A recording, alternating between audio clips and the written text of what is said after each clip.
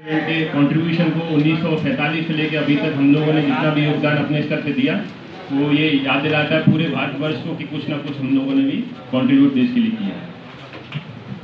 अब क्योंकि मुझे लगता है कि सारे बच्चे सिविल सर्विस पे एक उद्घोषण की जगह सुनने आए होंगे यूपीएससी की तैयारी कैसे की जाए, आपकी जर्नी कैसी रही, कैसे आपने ये सब कर लिया है, और यही है आपका सबका इच्छा है। क्या है इच्छा?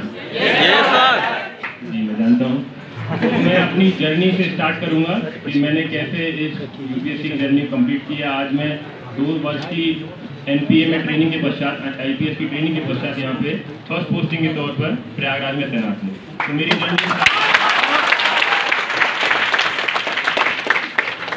स्टार्टिंग से मेरी जर्नी कैसी रही वो मैं पूरी बताऊंगा आपको। उसके बाद कुछ चीज़ें जो तैयारी टाइम इम्पॉर्टेंट है वो मैं आपको अवगत कराऊंगा। देखिए मेरा नाम चिराग जैन है और मैं राजस्थान राज्य के भरतपुर जिले का रहने वाला हूँ। और मैंने अपनी प्रारंभिक शिक्षा 10वीं क्लास तक की शिक्षा अपने ही कस्बे, एक दीग नाम का कस्बा है वहाँ से की। उसके बाद 11th क्लास में मैंने कोटा, आपने सुना होगा किसी ने कोटा? Yes sir. IIT और AIEEE की तैयारी के लिए, और जो पहले AIEEE होता था अभी जेईई मेंस एडवांस हो गया है और AIPMT की तैयारी के लिए जाना जाता था। मैं वहाँ पे गया, 2 साल तैयारी की। IIT JEE और NIT दोनों में मेरा सिलेक्शन हुआ। फाइनली रैंक IIT JEE में थोड़ा कम आया, 8200 रैंक आया था, तो जिससे मुझे IIT नहीं मिला। और फिर AIEEE जिसके थ्रू NIT में एडमिशन होता था उसके थ्रू मैंने NIT जयपुर में एडमिशन लिया मैकेनिकल इंजीनियरिंग में। 2011 में मेरा एडमिशन हुआ, 2015 तक मैंने 4 साल इंजीनियरिंग किया।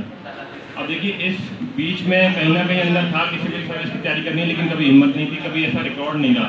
एकेडमिक रिकॉर्ड मेरा उतना अच्छा नहीं रहा कि बहुत 95% से ऊपर बनी हो हर बार, और मैं टॉपर रहा हूँ। 10th में 90 बनी थी, 90 पॉइंट कुछ, और 12th में 87% बनी थी। इसलिए कभी इतनी बहुत ज़्यादा हिम्मत नहीं रही, बहुत टॉपर हम नहीं रहे। ठीक है, तो लोगों को लगता है कि ऐसे एग्जाम में जाते लोगों को लगता है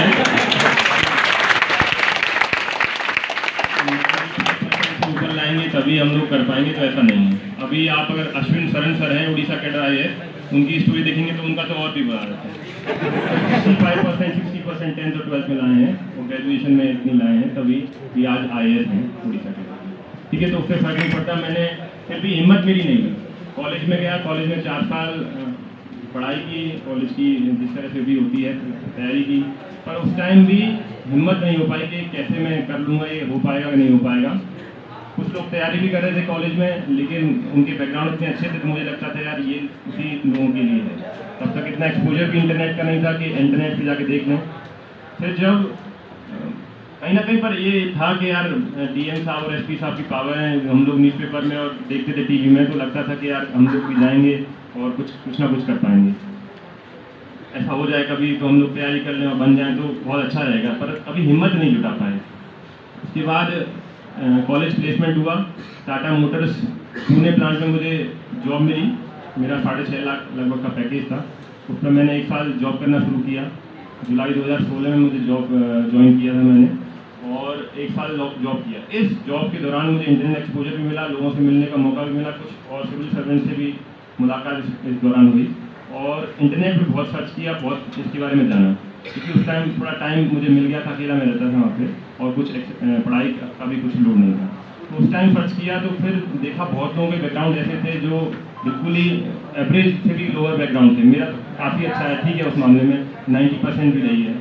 उस लोगों के 60%, 65% बैकग्राउंड के साथ लोग इस सिविल सर्विस एग्जाम को पास कर लिए और अपने ड्रीम्स को अचीव कर लिए। तो मुझे लगा कि यार करना चाहिए, तो परिवार से डिस्कस किया, खुद में भी हिम्मत जुटाई। उसके बाद फाइनली मैंने 17 में जॉब छोड़ दिया, और जॉब छोड़ के मैंने तैयारी करना शुरू कर दिया। पहला अटैम्प्ट मैंने दिया, उसमें मेरा प्रीलिम्स क्लियर हो गया, पर मेंस क्लियर नहीं हो पाया। लगभग मेंस में लगभग 60-65 मार्क्स से मेरा मेंस छूट गया। तो फिर अपने आप को रिव्यू किया, फिर मेहनत किया। दूसरे अटैम्प्ट में मेरा प्रीलिम्स भी हुआ, मेंस भी क्लियर हुआ, और मेंस इस बार 15, मतलब इंटरव्यू कॉल जो है 15 मार्क्स से रह गई थी, और मेंस मेरा 35 मार्क्स से क्लियर हुआ था। तो लगभग 50 मार्क्स का ये डिफरेंस था। तो ये मुझे पूरा करना था कि एक अच्छी रैंक मुझे मिल जाए। थर्ड अटेम्प्ट में फिर प्रयास किया, फिर मेरे को 160 रैंक मिला था। 160 मैंने रैंक लिया, और 160 रैंक IPS अलॉट हुआ यूपी कैडर। मैंने सोचा एक बार और ट्राई कर लेता हूँ, क्योंकि आप जानते होंगे जनरल को 6 अटैम्प्ट मिलते हैं, तो 6 अटैम्प्ट के हिसाब से मैंने सोचा कि अभी 3 अटैम्प्ट हुए तो एक बार और ट्राई कर लेता हूँ। तो ट्राई किया, सब कुछ क्लियर हुआ, पर रैंक 205 हो गया 160 के। तो रैंक 205 हो गया। फिर मैंने सोचा अब मुझे प्रयास नहीं देना IPS सर्विस में, क्योंकि मैंने ट्रेनिंग भी ज्वाइन कर चुका था। इस दौरान ट्रेनिंग ज्वाइन करने के दौरान ही मैं अटेंड दे रहा था, तो ज्वाइन करने के बाद ये लगा कि IPS सर्विस बहुत अच्छी है और ट्रेनिंग भी काफ़ी बढ़िया लगी। और मैंने आप मेरी जर्नी से देख सकते हैं कि बहुत ज़्यादा एकेडमिक रिकॉर्ड नहीं रहा, पर 3 साल जो मैं अभी मैंने बहुत ब्रीफ में आपको बता दिया है कि 2017 अगस्त 2017 से और सिलेक्शन तक 3 साल मेरे गुजरे। पर वो 3 साल अगर आप काउंट करेंगे तो वो पिछले 25 साल की मेहनत से भी बहुत ज़्यादा है। इसी तरह से 3 साल मेहनत से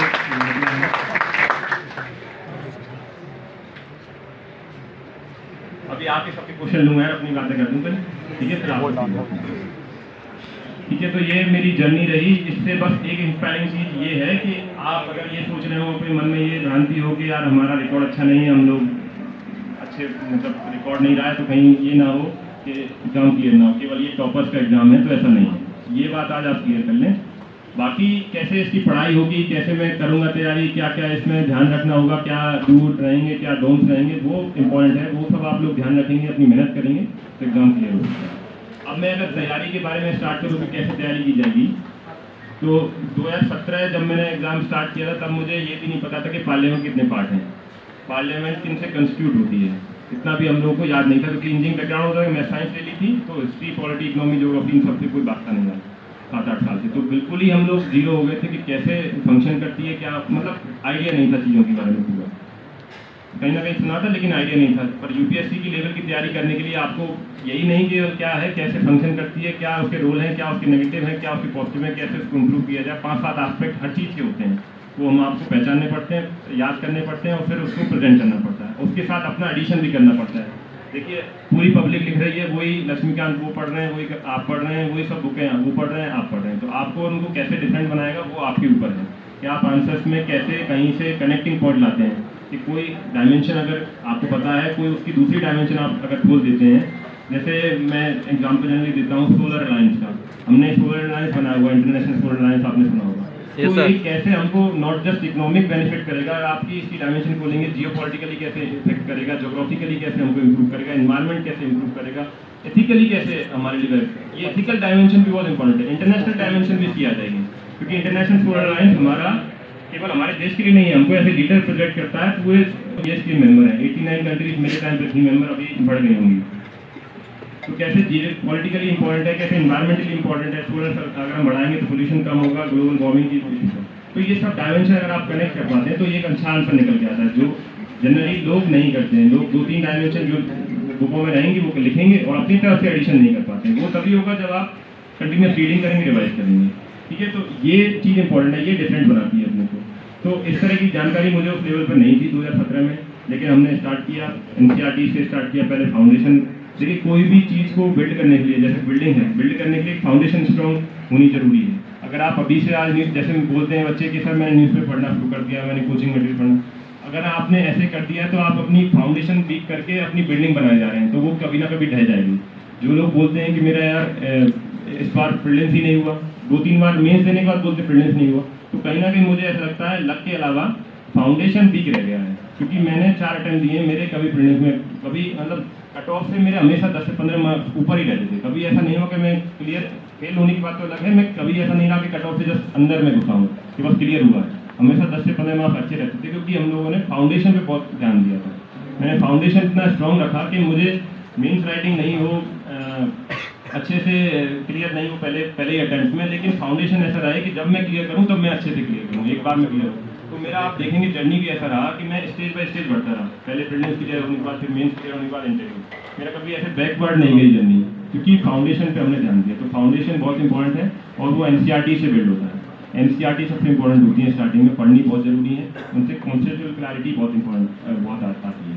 उसके बाद एक बार एनसीईआरटी पढ़ लिए, उसके बाद जरूरत नहीं है एनसीईआरटी फिर से पढ़ने की, क्योंकि वो सब चीज़ें आपकी उसमें रहेंगी। जो स्टैंडर्ड बुक्स है ना, जो भी सारी सब्जेक्ट की स्टैंडर्ड बुक है, वो लिस्ट में आपको दे दूंगा, एक लिंक दे दूंगा जिस पे मैंने अपनी बुक लिखी हुई है। आप और 2-3 टॉपर्स की बुक देख लें और फाइनल करके अपनी वो बुक पे स्टिक करें। ये भी बहुत इंपॉर्टेंट है। कभी बार बच्चे करते क्या हैं कि एक सोर्स आया आज तो वो पढ़ने स्टार्ट किए, उसका रिवीजन किए नहीं, और अगला सोर्स कोई बता दिया कि ये कोचिंग नई कोचिंग की मटेरियल आया है या फिर ये नई बुक आई है, और फिर उसको पढ़ना स्टार्ट कर देते हैं। तो इससे नुकसान क्या हो रहा है? इससे ये हो रहा है कि आपको ना तो पहला बुक याद रहेगी कुछ, और ना दूसरी बुक। ये एग्जाम ऐसा नहीं है कि आप आज पढ़े और आप कल प्रोड्यूस कर देंगे, आपको 6 महीने बाद उस कंटेंट की जरूरत पड़ेगी। और ये एग्जाम आंसर राइटिंग एग्जाम है। ये उस तरह का एग्जाम नहीं है कि बस आपको आंसर, प्रीलिम्स के मार्क्स ऐड नहीं होते, आपको सबको पता होगा, है ना। अच्छा, पहले मैं ये इसमें फर्स्ट ईयर के कितने बच्चे हैं? अच्छा, सब फर्स्ट ईयर के। तो मुझे लगता है बहुत लोगों को कभी आइडिया भी नहीं होगा इस एग्जाम के बारे में कि है। कहीं मैं बोले जा रहा हूँ, आप लोग फोन में नहीं आ रहा, क्या बोल रहे हैं ठीक है। नहीं, अगर ये देखिए स्ट्रेटेजिकली बता रहा हूँ मैं क्या करना है। अगर मोटिवेशन केवल रखना है तो केवल मोटिवेशन की बात की जाए। ये तो पॉइंट है जो मतलब ठीक है। तो स्ट्रेटेजी के लिए सबसे पहले फाउंडेशन स्ट्रॉन्ग हो गया आपका, एनसीईआरटी के थ्रू, फिर आपने पढ़ना शुरू किया। अब मैं एक निमोनिक्स बनाया हूँ जिसके थ्रू मैं समझाता हूँ कि क्या इसके लिए इम्पोर्टेंट है। 6 टूल हैं जो सबसे इम्पोर्टेंट है, वो ही इसको ध्यान रखना है। मैं इसके लिए शॉर्ट फॉर्म बनाया यूपीएससी पीएनआर। ठीक है, तो यूपीएससी पीएनआर में जो यू है यूपीएससी है वो